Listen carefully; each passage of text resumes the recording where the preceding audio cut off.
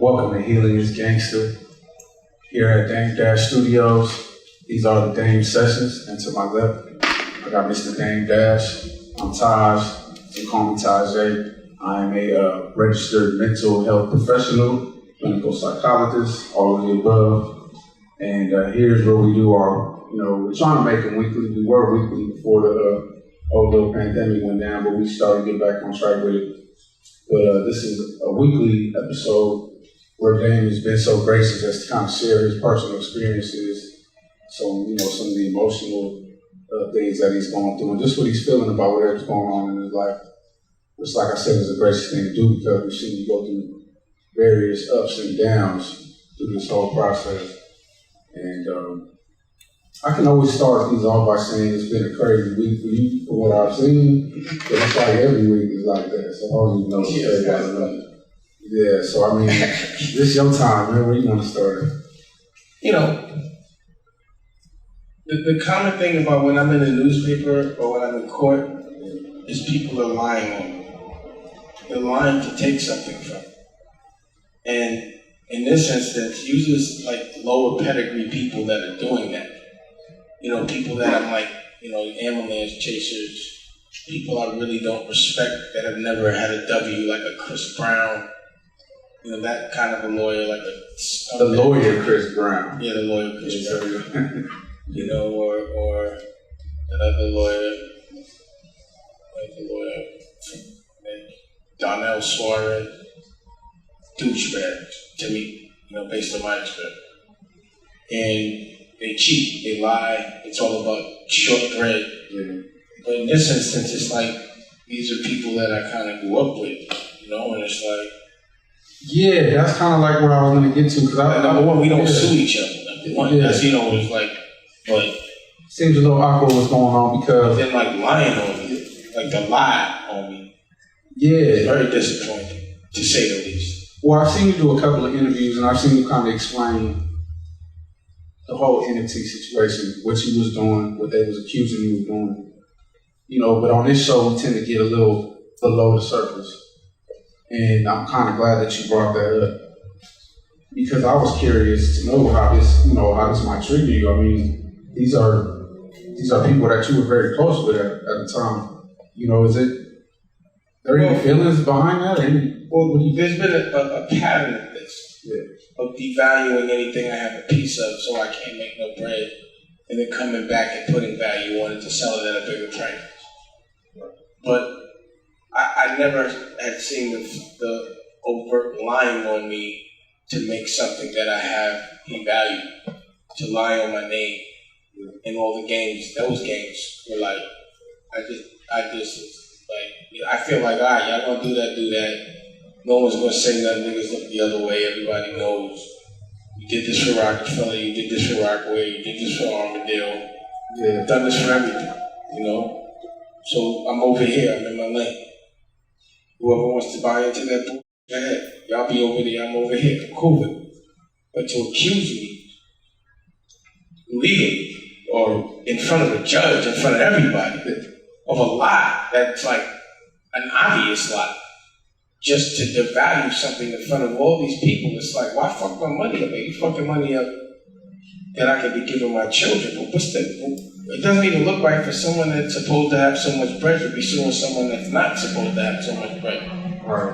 I mean, beyond it. But I'm not. What I'm saying is, it's like I'm used to it, but I'm sick of it. We've talked about this before, like as far as people in general that you've helped. Yeah, in general, being a trigger that you've helped, that whether they betrayed you or whatever the situation, however it went down. I've seen this be a trigger for you. That's why I was asking you about that. Like, what's the emotion that you're feeling like when you hear about it? Like, is it anger? Is it just like it's like, for me, I'm about fighting fair. Yeah. And I don't respect people that don't. So I lose a lot of respect. It devalues to me what they're doing, but I'm like, I ain't gonna disrespect what they represent because at the end of the day, we the same color. Yeah. And that's what they want us to do. That's why I be over here, but like, if you coming at me, I gotta defend myself. Absolutely. So I'm just confused at the play. You know what I mean? Like, I don't get it. Seems pretty personal. I don't know why. All I did was fucking put you on. Yeah, and anybody that's known the history, and also like pretending I'm not the CEO of Rockefeller is funny to me. Yeah, that's what I was kind of I to be having my company sued me and then have like some white man calling me a thief. Yeah. And trying to pretend that, tell me what to do with a company of 3 black men. Like a lot of bubblegum, but it just, if 25 years ago you would say 25 years later this is where you would have been at, back then you couldn't have told me that. In this moment I'm not surprised, which is like crazy. Yeah, and that's what I was going to actually talk about, because for anybody who's not old enough to understand the roots of this, I would tell them to go watch Backstage. I showed my son Backstage last week.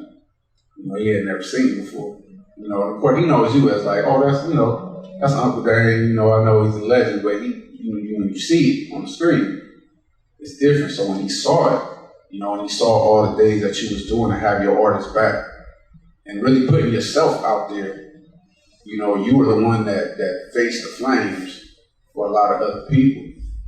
So that's why I was asking about how this was hitting, because you have sacrificed so much, and you put the only things I've seen you since I've known you ever shed a tear about ever are people that you care about, whether it's family or like I said, you wear your heart on your sleeve when it comes to people that you care about. And I know at one time a lot of these people were people that you really cared a lot about, and you can go see it. That's why I tell people, go look at the history. You know what I'm saying? When you think of all of those things in your mind, what happens inside you, it's got to hit at some level. Beyond the bread, beyond the, To be honest, at this age, it just is almost a test of faith. And it's like, you ever dumb your energy down because other people have? And I just think it's a test to see if I will remain and continue to be a giving good nigga that fights for love. And I look forward to that test, and I don't get into that mode in that moment. I get into fight mode. Like, I ain't worried about all that, to be honest. Like, fuck her, brothers, fuck all that. We beef. They lying on. So that's all I have time to think about is winning this fight fairly. I'll deal with that later. But right now, it's pull your skirt up, put the motherfucking war paint on, and be training to fight fair. You look at it, it's ridiculous. Unwarranted pay. Well, what's crazy is we just had a talk with Duke that was up here earlier, right? And we was talking about how he never has a bad day. Me neither. All the things, and I was just about to say that. This is like petty compared to some of the other things that we talked about, pregnancies. And, I love the fact that my issues are public in that way. Because I'm just still an independent. I chose to struggle. But it's not a struggle to be free. I chose to use my own money, which means I will struggle. It means I do have to fight. But I don't have to kiss nobody's f***ing ass. And that's priceless for me. That's the wealth. Fierce. My face smells like pause, nobody's ass. You know what I'm saying? Nah, but a lot of niggas' face smell like right. And they acting like they're doing it. Yeah. You know what I mean? Like, if you get paid to sell out your culture, you get paid by another culture. That culture is going to celebrate you. But the more you sell out your culture, the more they're going to embrace you. And the funny thing is, a lot of times, our culture embraces that person that sells us out the most. Just because another culture is embracing. You can pretend it's your house if you give me your culture. That's the game I never could play. That's the reason why I can't do business with certain people. That's the reason why certain people try to make a good guy look like a bad guy. Overcompensation for insecurity. To try to trigger me into being emotional. But I'm on my team. I know what I'm here for. And all that will never distract me from what I love. I'm not even bothered, I promise. It's just getting dealt with. It's taking a lot of real estate in my brain to deal with it. And I got other shit do, but at the end of the day, I'm still gonna play with my kid all day long. Yeah. And when the smoke clears, you know, like you said, when this war comes to this little hope or whatever happens, that we'll get back to it. But you were recognized. I want to jump on something that should be mentioned here. You were recognized, you know, shouts out to the commission, you know, and all the representations of the commission. But you recently were honored by the state of New York. The proclamation for the work we do. Yeah. You know, Melody made that happen. Yeah. Shouts out to Melody. Always.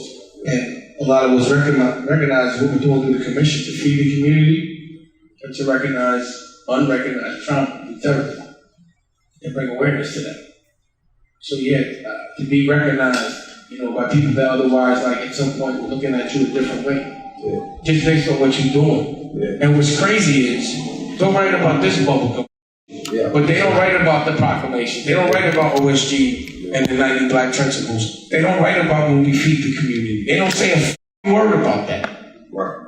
And that's the reason why we have to control our own narrative. But if you look under the hood, that's what you're going to see. I've been putting in that work as it relates to helping our culture, our community, and the people we love. How'd that feel getting that from, I mean, that's your home, that's New York. Felt great. And also, me a happy birthday, the governor. Yeah. You know, that's real. That means you're making a difference on a lot of different levels. That's good. You know, and That that's us doing it. Yeah, you're right, and I appreciate that. Yeah. But that was a win for us, for the commission. Yeah, no doubt. Again, shouts out to the commission and anybody that's out there helping somebody beyond themselves. 100%. Yeah, man. So, I mean, what do you get out of all of this, you know, this week? You know, there's always war before peace. And the war is because you want peace. Somebody's creating war for, you know, consistent periods of time. Yeah. So this is the action you need to make a difference. And I got that work. I didn't just come to the NFT world to exploit art. I've been opening up art galleries. I have NFTs on deck. Yeah. This is the first of many. That's what a lot of people don't know. You got art galleries all over. Yeah, and I got the receipts to show. Yeah. So to me, this is a proper introduction into the NFT world. Come and fight. Come and try to do something no one's done. Yeah. Come and standing up for yourself and the things you believe in fearlessly, even though it's supposed to be someone that's supposed to be way strong with you in one certain way. And I think I'm still fighting. Anybody that knows you, just like I'm sure they fully know you look forward to the smoke. I mean, I think the first time I talked to you about just all of this stuff going on, it was like, it's that smoke. I was like, oh, okay. And then you're addicted to the smoke. I'm like, okay, this gonna be another period. We training for war. Yeah. And when I, you know, like if you training for a war that never comes, you're gonna feel anxiety for your whole life. Yeah. I'm about that action. I want to be known as Alexander the Great, Julius Caesar, Hannibal, a conqueror, a warrior, for the right reason.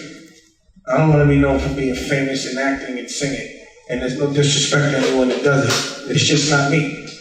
I'm known for fighting fearlessly, eloquently, stylishly.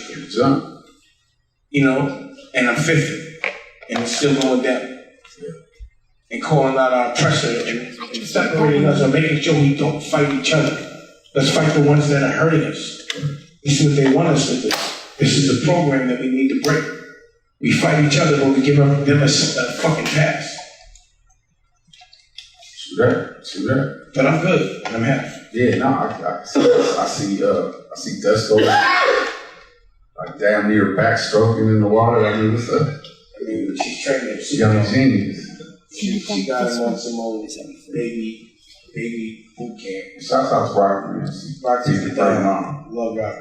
No doubt. And that's how what's the word that you'll pick that you're going into this next week with? That I'm sure it's going to be something going on. Love. Going into it with love. That's right. Well, you're already here. As always, we're going to keep it 100 with you. This is Healing is Gangster with Dame Sessions. Thank you, Dame, for being gracious enough to come over here and share your daily life with us.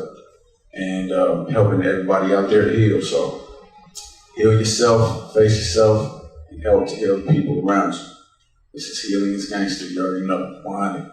If you want another amazing video with the one and only Dame Dash, check it out right there next to me. I think you'll enjoy it. continue to believe, and I'll see you there.